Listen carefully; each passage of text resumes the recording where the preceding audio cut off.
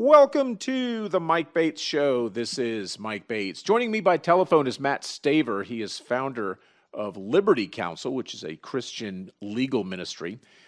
Matt and I had a conversation on this program on April 18th. If you want to hear that, it's online as a podcast at themikebatesshow.com. Find it difficult to believe that here we are 4 months later, Matt Staver, and you and I have to have this conversation again because the coronavirus closures and the constitutional violations are still happening. Welcome to the program. Thank you. Good to be with you. Yes, unfortunately, they are still happening. This so-called 14 days to flatten the curve has now gone on for months, and there's no end in sight. It seems as though these power-hungry governors and local officials, they tasted power. They tasted the idea, and they like the fact that with a single executive order, they can make people comply with whatever they want to from day to day, and people hang on every word. And they're not willing to give up power easily once they have received it. So we have a real serious problem for freedom on a wide variety of issues that we need to contend with. Liberty Counsel has represented numerous churches and pastors across the country. We spoke of several back in April when you and I had the conversation. Let's try to go through those. There was the one in Tampa at the River at Tampa Church where Pastor Rodney Howard-Browne was arrested. What's the status of that case?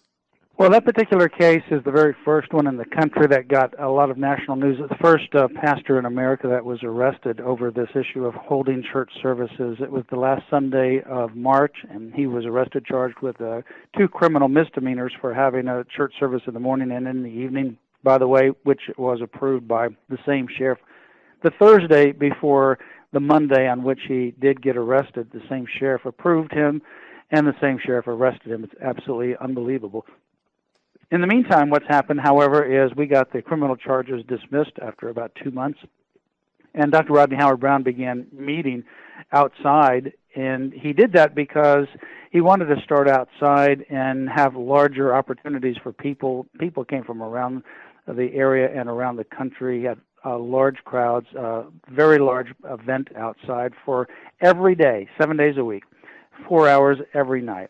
And he then is continuing that, but he also now moved into indoor services some time ago. So it's going very well for Dr. Rodney Howard-Browne and the community there.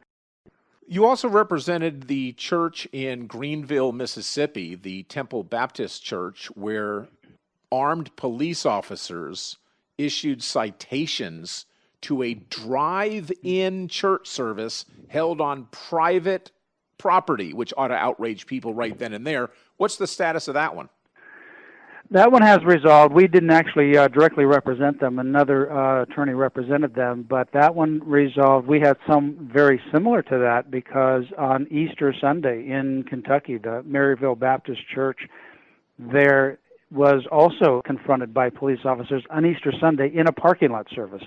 And this is the governor of Kentucky, Andy Beshear, said on Good Friday, he warned anybody, if you go to church on Easter, we will send out police officers and they will give you citations, take down your license plates, etc., and you will be given a notice of quarantine. And so that's in fact what happened. They were given a notice of quarantine. They were in their cars listening to the Easter service being broadcast in the parking lot, and they received these notices of quarantine while they're sitting in their cars with the windows rolled up. That was on Sunday. On Monday, when it hit the media, some of these people ultimately went to work on Monday and Tuesday. They were fine. They don't have obviously any symptoms. They're just sitting in a car for parking lot service. And they got either laid off or they got terminated when asked, don't you attend that church that was in the news that everyone got these notices of quarantine? And then what happened was on Thursday that same week, the governor issued a letter and they received it on Thursday, and it demanded a 14-day quarantine for the driver, the owner of the vehicle, and everyone in the vehicle. They had to take their temperature for the same time every day, report it to the county health, and they also had to have restrictions. They couldn't travel out of the county without any permission. They couldn't use public transportation at all. It was completely banned. Unbelievable. So we ended up filing a federal lawsuit. We lost originally before the Obama-appointed judge, but then won 2 consecutive Saturday after Saturday, a weekend of 3-0 victories at the Court of Appeals. first 3-0 victory, the first Saturday, was for parking lot services. The second week was for in-person services. And as a result of that, all the restrictions in Kentucky were removed from the entire Commonwealth. We're still litigating because the governor wants to go back to his old unconstitutional ways. So the case is still going, but all the restrictions have been removed, as they have been in Florida as a result of the case involving Dr. Rodney Howard Brown and the River Church at Tampa Bay. Yeah, a big distinction between Florida and Kentucky that I think does need to be made is that in the case of Kentucky, it was a statewide order by the governor, and in the case of Florida, Governor DeSantis did not restrict church attendance, but these were local authorities who became tyrants, right? That's right. Hillsborough County ultimately became the tyrant. So that happened on the last Sunday of March, and less than 2 days later, the governor then issued another order. Governor DeSantis, a Republican governor, issued the order that says that attendance, which is very important in how he worded it, attendance at churches, synagogues, and houses of worship is essential activity. So even if you had a local government that did some kind of stay-at-home order, you still had the attendance. It's essential, not just the actual function, but getting there is also essential as well. And then he modified the order, too, so that it preempted everybody in the local government so that they could not restrict churches. He did a great job April 1st, but no restrictions on the churches because of Governor Ron DeSantis. So Liberty Counsel also represented the church in Chincoteague, Virginia, Lighthouse Fellowship Church, where they held religious services. There were 16 people in a church designed to hold 293 worshipers, but Governor Northam had decreed from on high that no church could have more than 10 people attending a service at any given time, whether the capacity of the church was 10 or 10,000, which sounds awfully arbitrary and capricious to me. So the Pastor Kevin Wilson, was arrested and charged with a crime. Have any developments occurred in that case? Well, there's a couple of developments that have occurred, and you're right. This was on Palm Sunday. And all of the people, in addition to the pastor, the 15 other plus the pastor, after the pastor got criminally charged, were threatened, if you come back next week for Easter, you'll all be criminally charged. So we're litigating. We ultimately, about a month ago, got the criminal charges finally dismissed against the pastor.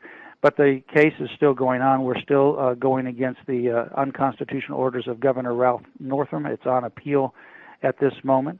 We also have an outrageous one in Illinois that's still ongoing.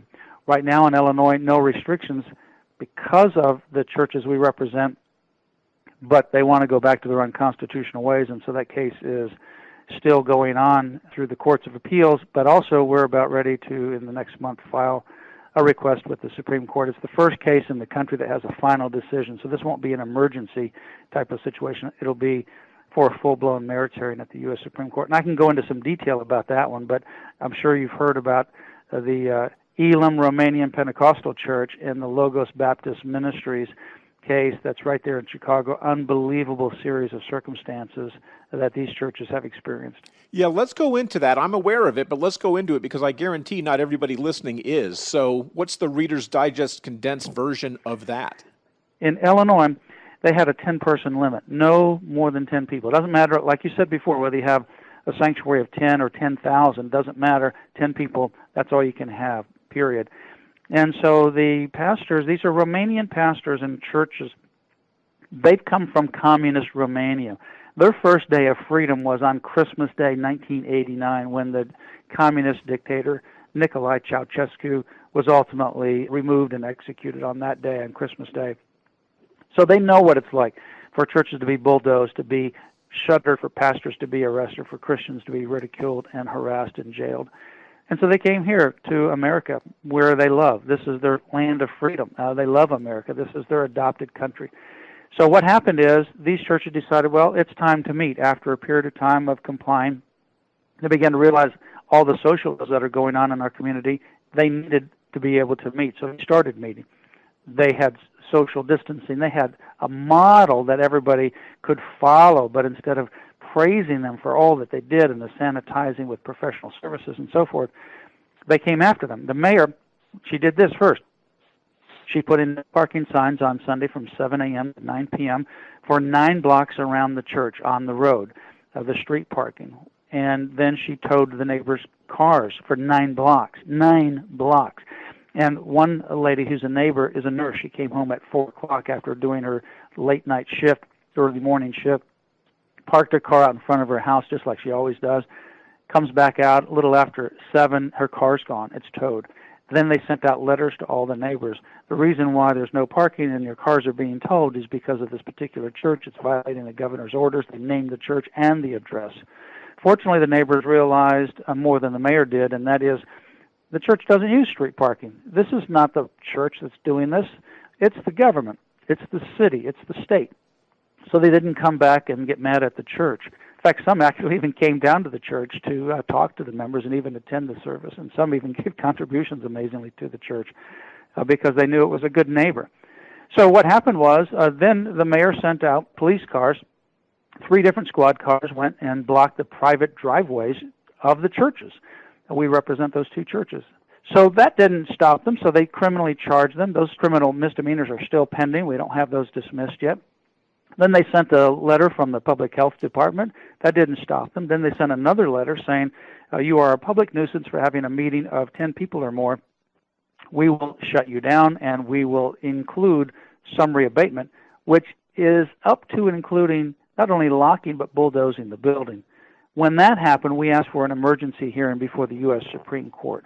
Within 4 hours of the governor having to respond, he then magically just repealed all the restrictions across the board on all houses of worship, and that is the case right now. He wants to go back to it, but as we speak right now, there's no restrictions, but the case is still going on, and criminal charges are still pending and so forth. But these churches went through an incredible amount of hassle, and they continue to target churches to shut them down. And it is an absolute outrage. And even for those people who aren't Christians or don't care for religion, even if they're full-blown atheists, the very fact that it is such an egregious violation of the constitutional rights ought to outrage every decent American. We're speaking with Matt Staver, who's founder and chairman of Liberty Counsel. We've got to take a break, but when we get back, Matt, I want to ask you about the Supreme Court, because as I've heard all these cases, and I've heard these judges ruling against the Constitution, I took comfort that the Supreme Court would ultimately uphold the Constitution. That turned out not to be the case.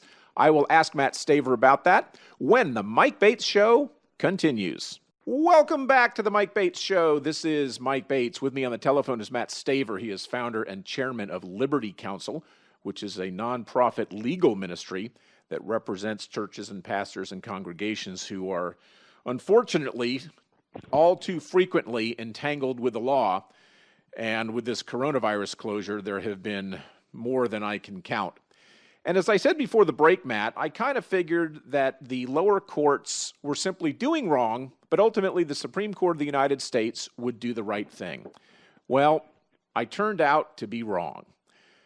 On July 24th, the Supreme Court of the United States, in the case of Calvary Chapel, Dayton Valley versus Governor Steve Sisolak of Nevada, upheld his order that Nevada churches must limit their attendance to 50 people regardless of the capacity of the church.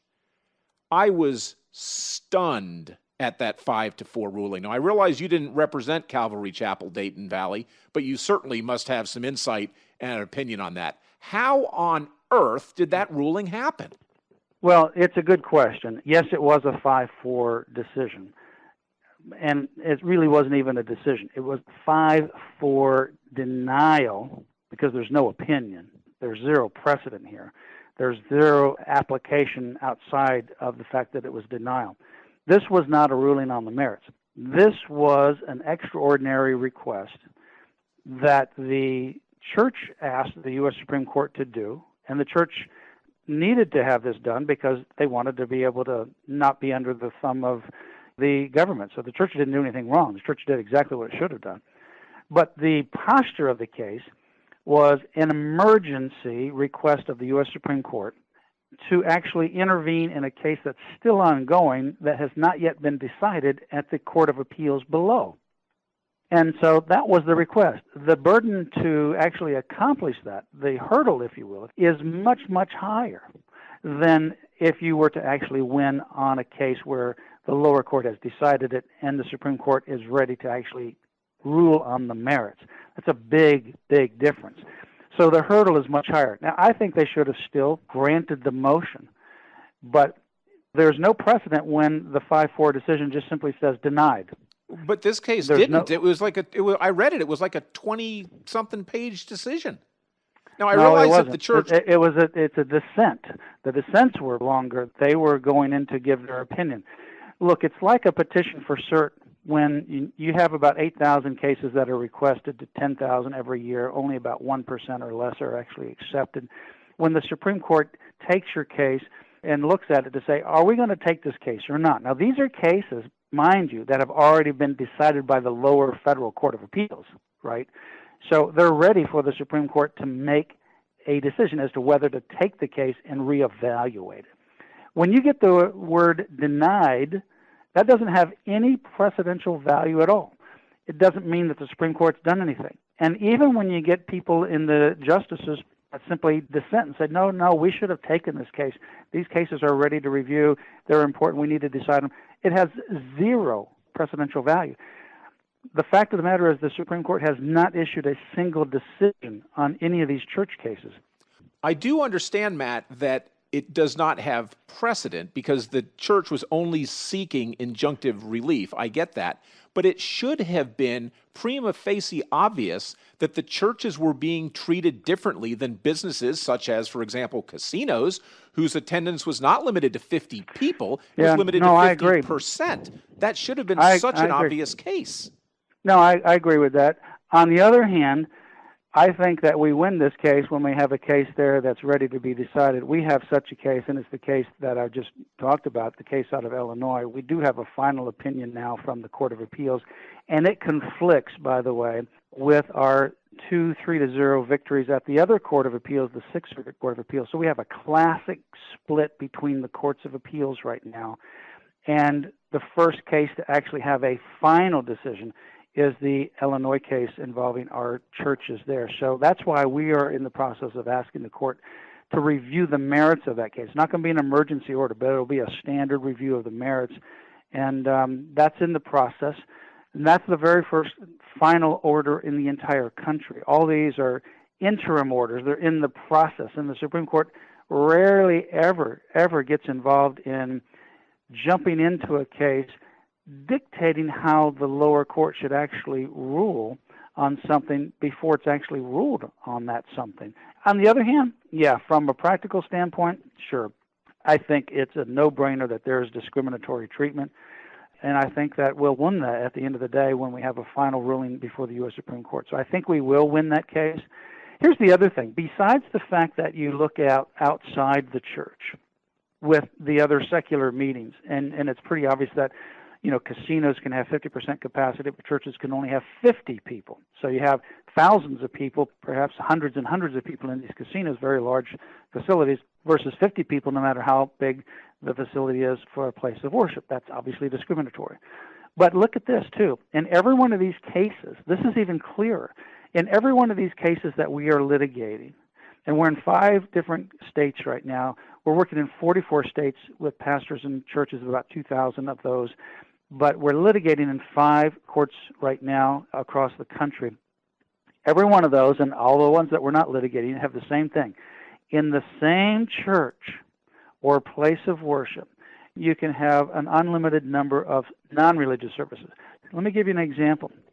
The same people in the same church can come together for a feeding, a sheltering overnight, staying overnight. And you can all then talk about counseling for applying for the federal loans or unemployment or job search. No problem about that. You can be counseled and counsel others about how to find a job. But as soon as you counsel somebody how to find Jesus, all of a sudden the restrictions move in. As soon as you move from a meal to a communion, the restrictions move in. As soon as the pastor wants to preach or have some prayer, praise, and worship, the restrictions move in.